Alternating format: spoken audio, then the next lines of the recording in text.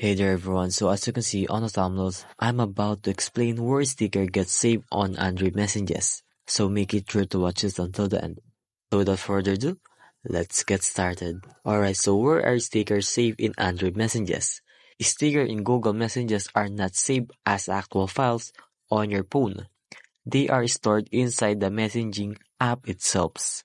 Alright, so got it? When you download a sticker pack, it gets saved inside the app internal storage, not in your phone gallery or downloads. So how to access these stickers?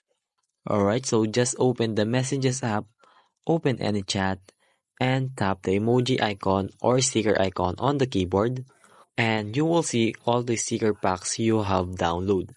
So that's it. Now you know where stickers are saved in Android messages and how to access or manage them.